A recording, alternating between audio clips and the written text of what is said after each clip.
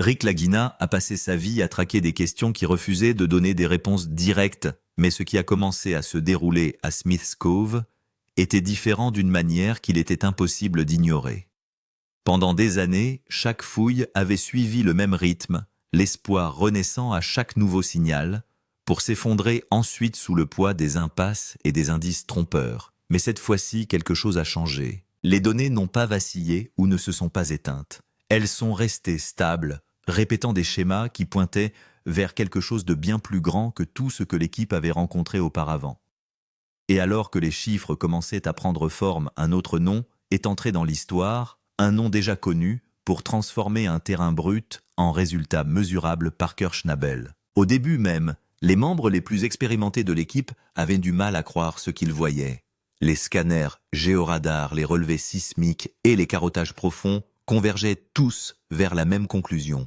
À une profondeur comprise, entre 85 et 110 pieds, environ une zone concentrée, apparaissait, présentant une densité 6 à 8 fois supérieure à celle du sol environnant. Il ne s'agissait pas d'une variation subtile ou d'une anomalie marginale, mais d'un signal clair et répété qui demandait de l'attention.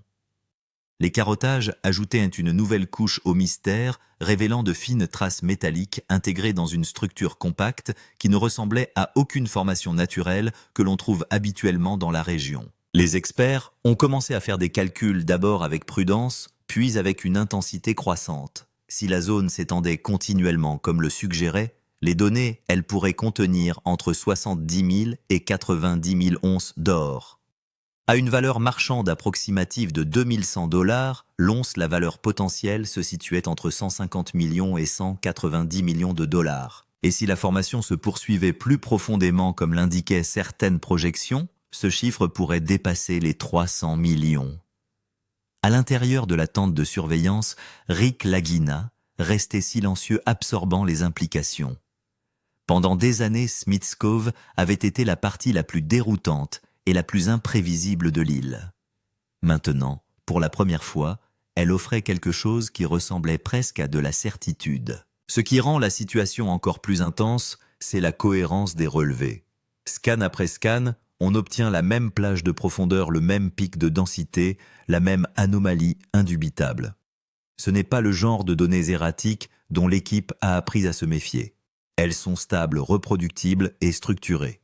Parker Schnabel, après avoir examiné les informations, l'affirme clairement. Il ne s'agit pas d'interférences aléatoires ou de minéralisation dispersée, mais d'une masse ayant une forme de quelque chose d'organisé sous la surface. Au fur et à mesure que l'on s'en rendait compte, la pression sur l'ensemble des opérations augmentait considérablement. Les coûts quotidiens avaient déjà grimpé entre 45 et 60 000 $, et chaque nouveau pas en avant comportait un risque à la fois financier et physique. Pourtant, personne n'envisageait de s'arrêter.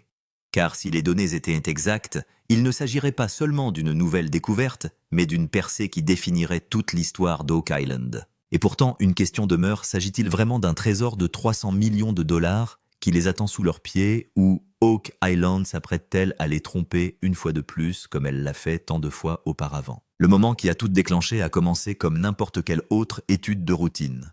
L'équipe a lancé un balayage radar standard, s'attendant au mélange habituel de signaux faibles et de modèles non concluants. Au début, rien ne semblait inhabituel. Mais lorsque les lectures ont commencé à remplir l'écran, l'atmosphère a changé presque instantanément. L'indicateur de profondeur s'est verrouillé sur une plage comprise entre 90 et 110 pieds, ce qui est déjà considéré comme une zone profonde et complexe. Pourtant, ce n'est pas la profondeur en elle-même qui a choqué les opérateurs, mais bien l'intensité du signal, alors que les scans précédents avaient montré des réflexions éparses et incohérentes. Cette fois-ci, les lectures ont bondi apparaissant 6 à 8 fois plus fortes que la normale. L'opérateur a d'abord soupçonné un dysfonctionnement. L'équipement a été recalibré immédiatement et le scan a été répété. Le résultat n'a pas changé. Le même schéma est apparu à nouveau identique en force et en position. Ce qui avait semblé être un possible pépin s'est rapidement transformé en quelque chose de beaucoup plus sérieux. Pour confirmer l'anomalie, l'équipe a procédé à des tests sismiques cartographiant plus en détail la structure du sous-sol. Les résultats ont confirmé ce qu'ils avaient déjà vu: sous le sol se trouvait une masse compacte et dense, se comportant de manière totalement différente du sol environnant. Ses limites semblaient définies sa forme cohérente, presque comme si elle avait été placée là, plutôt que de se former de manière naturelle. À l'intérieur de la tente de surveillance, Rick Lagina regarde les données se dérouler en temps réel. Pendant un bref instant, il ne dit rien. Les chiffres, les graphiques, le pic répétitif, tous pointent vers la même conclusion. Il ne s'agit pas d'une caractéristique géologique normale. L'équipe élargit ses balayages, se déplaçant de 20 pieds d'un côté, puis de 30 pieds de l'autre, puis balayant la zone en diagonale. À chaque fois, l'anomalie réapparaît inchangée. Il devient clair qu'il ne s'agit pas d'une poche isolée, mais d'une zone large et continue. Les premières estimations suggéraient que si la masse était effectivement riche en or, elle pourrait contenir plus de 70 000 onces. Aux valeurs actuelles, cela se traduisait par plus de 150 millions de dollars. Et si des extensions plus profondes existaient, le chiffre pourrait facilement dépasser les 300 millions. Alors que cette prise de conscience se répandait dans l'équipe, le site tomba dans un silence inhabituel. Personne ne célébra, personne ne parla inutilement. Chaque personne présente comprenait l'ampleur de ce qu'elle pouvait se trouver au-dessus de la Terre. À l'intérieur de la tente, le bourdonnement des machines se poursuit, tandis que les données défilent sur les écrans, mais l'ambiance a complètement changé. Rick Lagina reste immobile, les yeux fixés sur le pic répétitif qui refuse de disparaître. La profondeur se stabilise à nouveau entre 95 et 105 pieds, et le graphique de densité montre la même augmentation de 6 à 8 fois. L'opérateur confirme que ce schéma est apparu dans plusieurs scans avec une déviation minimale. Ce n'est pas du bruit, c'est la réalité. Rick zooma sur les rapports d'échantillonnage examinant chaque détail. De fines traces métalliques avaient été détectées avec des concentrations estimées allant de 0,8 à 1,2 onces par mètre cube, significativement plus élevées que les relevés de sol typiques de la région. Des calculs approximatifs suggéraient un rendement potentiel de 60 000 à 80 000 onces d'or, se traduisant par une valeur comprise entre 130 millions et 170 millions de dollars. Avec une expansion plus profonde, ce chiffre pourrait augmenter de façon spectaculaire. Pendant un moment, Rick n'a rien dit. Des années d'efforts d'innombrables puits ratés et des millions de dollars dépensés sans grand résultat semblaient converger en un seul instant. Il avait vu plus de 20 millions de dollars investis dans l'île, souvent, avec des résultats qui ne menaient nulle part. Mais cette fois, les données racontaient une histoire différente. Il s'est tourné vers l'opérateur et lui a posé une simple question. Les données étaient-elles stables ? La réponse est revenue sans hésitation. Oui, la variation était minime de l'ordre de 3 à 5%. Tout le reste était cohérent. Rick respire lentement, partagé entre l'excitation et la prudence. Oak Island lui a appris que tout signal prometteur ne mène pas toujours à la vérité. Mais même avec cette connaissance, il ne peut pas ignorer ce qui se trouve devant lui. Tranquillement, presque pour lui-même, il admet la possibilité. Peut-être que c'est finalement ça. L'équipe s'est restée concentrée forte de son expérience. Chaque scan a été revérifié, les données sismiques ont été recoupées. Il n'y avait pas de place pour l'erreur. Il ne s'agissait pas d'une anomalie de plus, mais d'un moment où des années de persévérance ont commencé à donner l'impression qu'elle pourrait enfin être récompensée par quelque chose de concret. Pourtant, l'ampleur de ce à quoi ils étaient confrontés exigeait plus que de la détermination. Rick a compris que cette situation nécessitait un niveau d'expertise différent, quelqu'un capable d'interpréter les données, non pas comme un simple mystère, mais comme un système d'or en fonctionnement. Cette prise de conscience a conduit à une décision, il fallait faire appel à Parker Schnabel. Lorsque Parker Schnabel est arrivé à Smith's Cove, il ne s'est pas précipité vers les fouilles et n'a pas réagi avec une excitation visible. Au contraire, il est allé directement aux données. Assis à l'intérieur de la tente de surveillance, il a commencé à analyser, ligne par ligne, les scans GPR, les rapports sismiques et les journaux de carottage. Là où d'autres voyaient de l'incertitude et de la spéculation, Parker a abordé la question avec l'état d'esprit d'un mineur à la recherche d'une structure, d'une continuité et d'une échelle. La première chose qu'il a identifiée est la constance de la profondeur, une zone stable entre 95 et 110 pieds. Ensuite, il s'est concentré sur le pic de densité 6 à 8 fois plus élevé que les lectures normales. Pour lui, il ne s'agissait pas d'anomalies aléatoires, mais d'indicateurs d'un système, de quelque chose d'organisé et potentiellement riche en matériaux. Alors que le mystère d'Oak Island avait toujours été alimenté par des histoires et des théories, Parker le lisait comme quelque chose de tangible, quelque chose qui pouvait être mesuré, extrait, éprouvé. À ce moment-là, la nature même de la recherche a commencé à changer. Et surtout, la même structure se répète sur plusieurs scans. Parker a immédiatement remarqué qu'il ne s'agissait pas d'une poche éparpillée. Il a fait un calcul approximatif. Si cette zone est continue, elle pourrait contenir plus de 70 000 onces d'or. Et si des extensions plus profondes sont trouvées, ce chiffre pourrait facilement atteindre plus de 300 millions de dollars. Rick et le reste de l'équipe écoutaient son analyse. Parker a montré le motif sur l'écran et a dit « Regardez, ce n'est pas aléatoire. Si c'était naturel, le signal serait irrégulier, brisé et changeant. Mais ici, le motif est net et stratifié. Elle semble structurée. » Il a ensuite expliqué que dans les gisements placériens normaux, les particules d'or se répandent avec l'écoulement. La densité est donc irrégulière. Mais les relevés sont concentrés en un seul endroit, comme si quelqu'un avait délibérément déposé le matériel. Il peut aussi s'agir d'une rare zone de concentration naturelle. Ce système semble structuré et non aléatoire. En entendant cela, un silence étrange s'est abattu sur toute la tente. Il ne s'agissait plus seulement du signal, mais d'une découverte potentielle du système. Parker a immédiatement précisé l'étape suivante. Nous devons effectuer un forage contrôlé, placer un tubage et atteindre la profondeur en toute sécurité.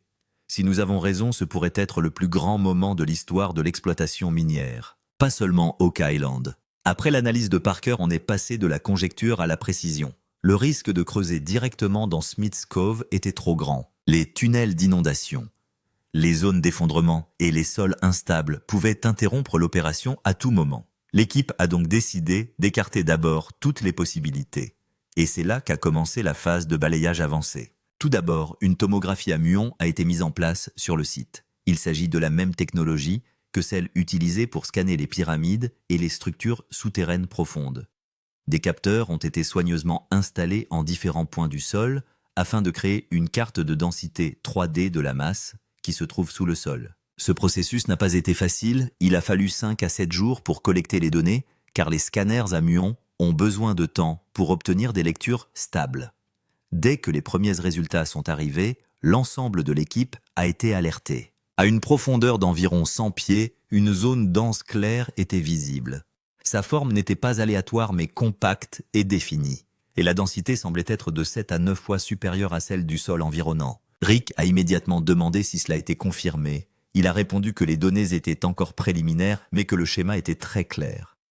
Parallèlement, des carottages profonds ont également été entrepris jusqu'à 90 pieds, 105 pieds et 115 pieds à différents endroits. Chaque échantillon de carottes a été soigneusement analysé et de manière surprenante, chaque échantillon a révélé des signaux similaires de fines traces métalliques des couches compactes et des valeurs de concentration inhabituellement élevées. Certains échantillons contenaient même jusqu'à 5 onces par mètre cube. L'équipe a scanné et foré à partir de 6 points différents et a trouvé des anomalies presque identiques partout. Ni le signal ne se déplaçait, ni le modèle ne changeait. L'implication était claire, il ne s'agit pas d'une petite poche, mais d'un vaste système continu. Une modélisation grossière a permis d'estimer que cette zone pourrait contenir un potentiel d'au moins 80 000 onces d'or, soit environ 170 millions de dollars au prix actuel d'environ 2100 l'once. Si des couches plus profondes se connectent, ce chiffre pourrait facilement atteindre plus de 300 millions de dollars. L'atmosphère dans la tente de surveillance a complètement changé. Là où il y avait des doutes auparavant, la confiance émerge maintenant. En regardant l'écran final, Parker dit « Après le balayage avancé, l'étape la plus critique est à venir. La théorie et les signaux étaient en place, mais la véritable vérité résidait dans ce qui sortait du sol. La plateforme de forage de Smith's Cove travaillait sans relâche. Enfin, le premier échantillon de carottes solides a été extrait à une profondeur de plus de 90 pieds. Dès que l'échantillon a été placé sur la table, toute l'équipe s'est rassemblée autour de lui. De l'extérieur, il ressemblait à de la terre normale. Mais dès qu'on l'ouvre pour révéler la couche sous-jacente, les visages changent. De fines particules dorées brillent à l'intérieur.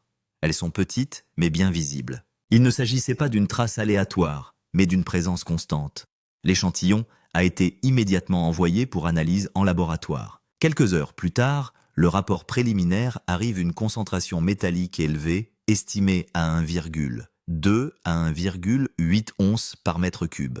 Parker réagit immédiatement à ce chiffre. Une telle densité est pratiquement inconnue dans les gisements placériens normaux.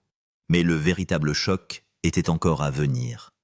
Au fur et à mesure que des échantillons étaient prélevés en profondeur 100 pieds, 110 pieds, chaque couche révélait une structure similaire. Le sol meuble a été remplacé par une couche compacte et comprimée, avec de fines particules d'or uniformément réparties.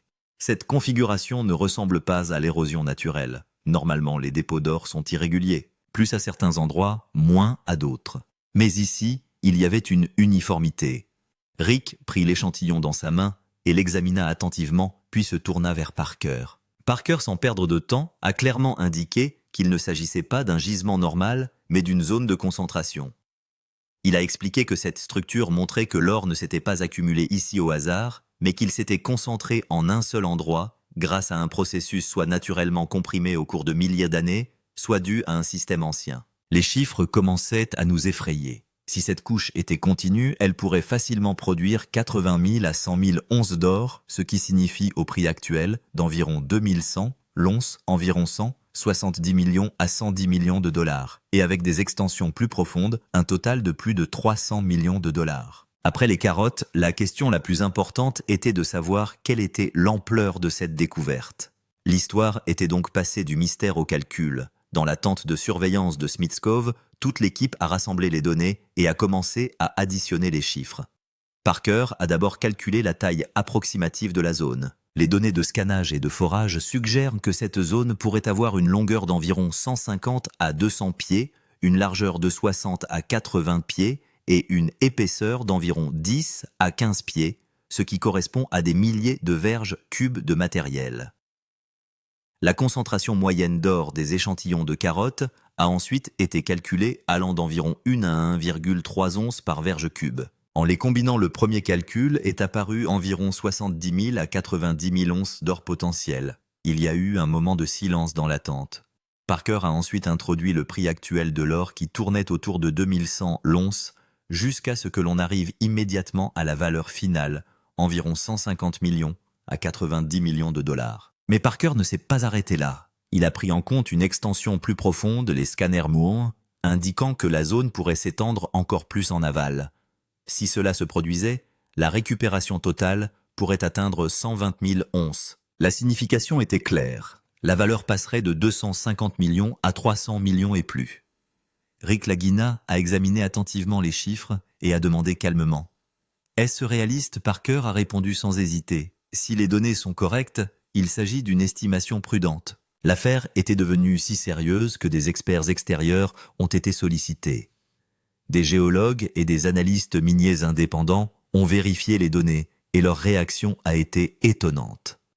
Un expert chevronné a déclaré clairement que si ces chiffres s'avéraient exacts, cela pourrait changer la définition non seulement d'Oak Island, mais aussi de l'ensemble de l'industrie minière déplacée. La nouvelle s'est lentement répandue, suscitant un débat au sein de l'industrie. Certains l'ont saluée comme la plus grande découverte du siècle, d'autres l'ont qualifiée de surestimée. Mais pour Rick et Parker, une seule chose comptait: la preuve finale. Car si ce calcul s'avérait correct, il ne s'agirait pas seulement d'un trésor, mais d'une percée historique de 0,3 millions de dollars. Smith's Cove offrait un potentiel aussi grand qu'il représentait une menace importante. L'histoire d'Oak Island indique clairement que le sous-sol recèle non seulement des trésors, mais aussi un environnement semblable à un piège. Au fur et à mesure que l'équipe avançait vers la zone plus profonde, la menace des tunnels d'inondation devenait évidente. D'après d'anciens documents, Smith's Cove possède des tunnels artificiels capables d'aspirer l'eau de mer directement vers le site de creusement. Si ce système était activé pendant le forage et que le puits entier pouvait se remplir d'eau en quelques minutes, un autre risque important était l'effondrement du sol. Le sol était déjà instable à une profondeur de 90 à 110 pieds. Les forages continus, les machines lourdes et les vibrations affaiblissaient encore le sol. Les ingénieurs ont estimé que si le système de soutien n'était pas correctement installé, le risque d'effondrement pouvait atteindre 30 à 40%. Et si un effondrement se produisait, non seulement les travaux seraient interrompus, mais l'équipement et l'équipage pourraient être mis en danger. Mais il n'y a pas que le risque physique, la pression financière est tout aussi importante. Le coût journalier de cette opération est rapidement passé de 5 à 6 000 $ par jour. Cela comprend les coûts de forage, la main-d'œuvre, la sécurité, l'entretien des machines et les systèmes de balayage en fonctionnement constant. Cela signifie que des millions de roupies sont dépensés chaque jour dans l'espoir de trouver quelque chose d'important sous terre.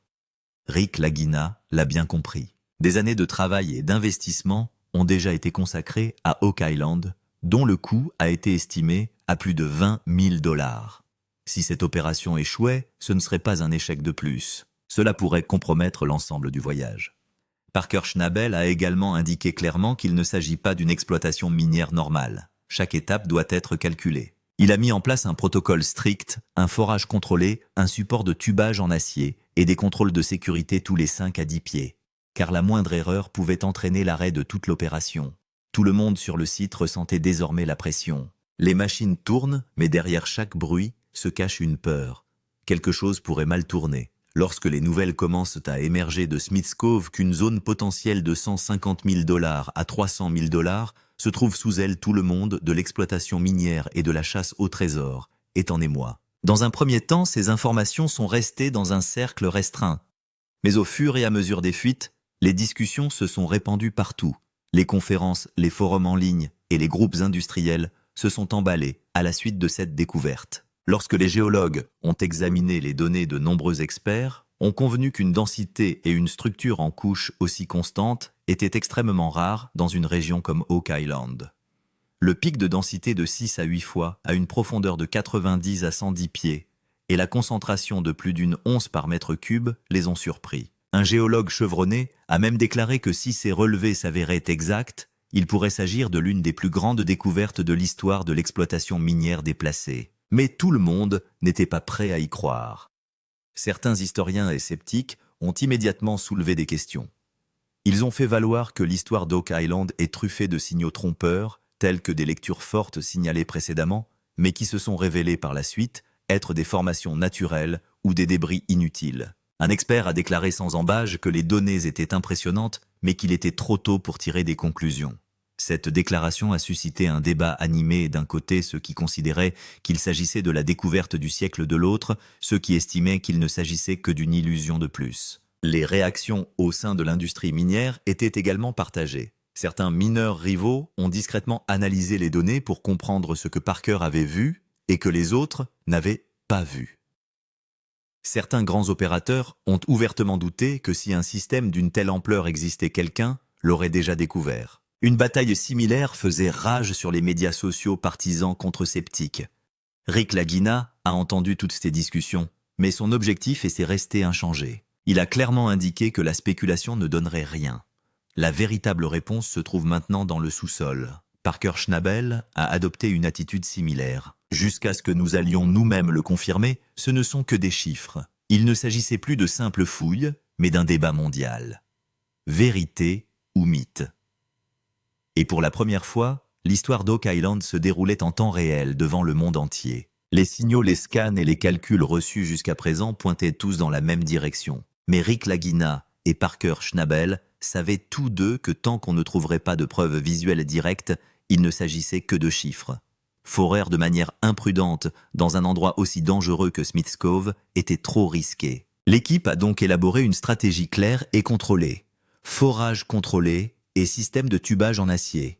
Tout d'abord, le point cible exact a été marqué à une profondeur d'environ 100 à 110 pieds. Le forage lourd a commencé, mais cette fois des tubes de tubage en acier ont été insérés s'arrêtant tous les 5 à 10 pieds pour éviter l'effondrement du sol et réduire le risque d'activation d'anciens tunnels d'inondation. Le processus était lent, mais la sécurité était la priorité absolue. En parallèle, une autre préparation cruciale était en cours. Une sonde caméra robotisée. Il ne s'agit pas d'une caméra ordinaire, mais d'un système spécialement conçu pour pénétrer dans des trous de forage étroits, résister à une pression élevée et envoyer un flux vidéo en direct. Elle est équipée d'une caméra à 360 degrés de rotation, de puissants éclairages LED et de capteurs, ce qui permet de voir clairement tous les détails. Parker a clairement indiqué qu'il était essentiel de voir ce qu'il y avait réellement sous terre avant de creuser, car creuser à l'aveuglette pouvait mettre en péril toute l'opération. Le forage s'approchait lentement de la profondeur cible. 85 pieds, 95 pieds, 100 pieds. Et à chaque mètre, la tension monte. Dans la tente de surveillance, tout le monde a les yeux rivés sur les écrans qui fournissent des informations en direct sur la profondeur. Le coût journalier de l'opération s'élève toujours à plus de 500 000 $ par jour. Mais à ce stade, chaque dollar semble crucial car c'est l'étape qui déterminera si la découverte est réelle ou si elle n'est qu'une illusion. Lorsque le tubage est enfin installé et que le trou de forage est déclaré stable, Parker donne le signal « caméra prête ». À ce moment-là, tout le site est devenu silencieux. Il n'y a plus de spéculation, il n'y a plus qu'une mission. La mission de la première preuve visuelle.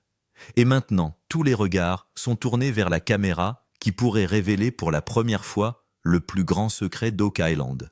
La situation à Smith's Cove a complètement changé. Il ne s'agissait pas d'une simple fouille, mais d'une mission tout ou rien.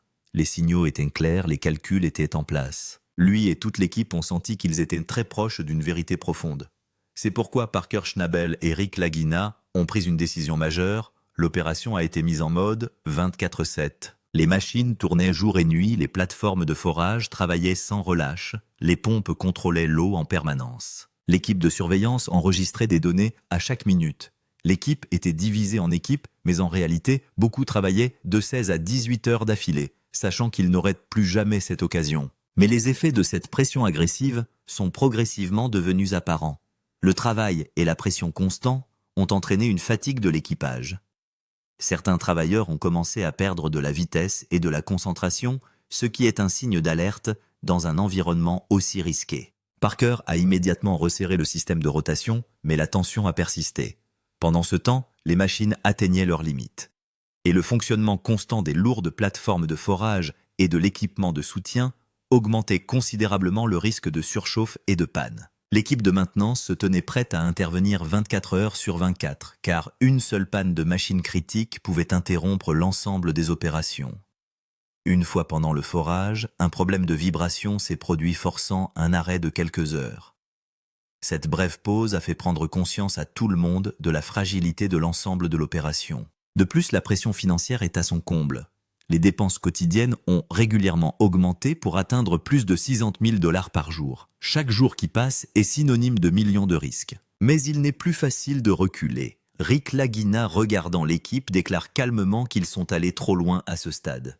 Et Parker réitère le même point avec des mots clairs. Il n'y a pas de retour en arrière possible. Il y avait une énergie étrange dans tout le site de la peur, mais surtout de l'indétermination. Tout le monde savait que ce qui allait se passer ensuite allait soit entrer dans l'histoire, soit tout détruire. C'était le moment où la vérité sur les 100 millions de $ allait être révélée, où tout allait se révéler, n'être qu'une illusion. Maintenant, à Smith's Cove, toute l'histoire était arrivée à son point culminant. La zone finale. Les données de forage et les scanners en direct montrent clairement que l'équipe est très proche de sa cible. Le compteur de profondeur n'a cessé d'augmenter, passant de 95 pieds à 100 pieds et à 105 pieds. Et à chaque nouveau balayage, les signaux s'intensifiaient. Le pic de densité était encore plus prononcé. Dans certains relevés, il atteignait 8 à 10 fois la normale. Cela signifie que la cible n'est plus qu'à 10 ou 15 pieds. Dans la tente de surveillance, tout le monde est rivé aux écrans et la tension monte à chaque mise à jour. Mais Parker Schnabel examine attentivement les données et annonce tranquillement qu'il se trouve maintenant à la limite de la zone, tandis que Rick Lagina fixe simplement l'écran, comme s'il réalisait que des années de dur labeur ne sont plus qu'à quelques mètres. Mais plus l'équipe s'approchait, plus le danger était grand. Les ingénieurs ont clairement indiqué que la stabilité du sol pouvait être très faible à cette profondeur. Si une chambre creuse était découverte, elle pourrait entraîner un effondrement soudain. Malgré cela, l'opération n'a pas été interrompue. Tous les 2 ou 3 pieds de forage ont été arrêtés pour scanner, vérifier les données, puis continuer lentement. Maintenant même, la plus petite étape est devenue critique. Une bonne décision peut marquer l'histoire, une mauvaise peut tout gâcher. Les dépenses quotidiennes s'élèvent encore à plus de 60 000 $ par jour, mais à ce stade, l'argent n'a plus d'importance. Toute l'équipe ne veut qu'une seule chose, la vérité. Cela signifie qu'au fur et à mesure que le forage progressait en profondeur, les relevés des capteurs atteignaient presque leur maximum. Le signal devenait si fort que certains instruments commençaient à saturer, ce qui montrait clairement que quelque chose d'important était présent sous la terre. Rick dit doucement que si c'est bien une chambre, ce sera le plus grand moment d'Oak Island. Mais il y a aussi une crainte car l'histoire d'Oak Island a toujours trahi l'équipe dans de tels moments. Des signaux forts, des données parfaites. Au dernier moment, le sol est vide ou s'effondre. La plus grande question se pose alors, s'agit-il vraiment d'un trésor d'une valeur de 300 millions de dollars ou d'un autre piège de l'île d'Oak Island? Parker donne le signal de la dernière étape du forage. Mais cette fois, le sérieux se lit sur son visage. Le site entier est silencieux. Les machines sont prêtes. L'équipage est en alerte et tout le monde attend ce moment. Le prochain exercice fera l'histoire où tout cassera.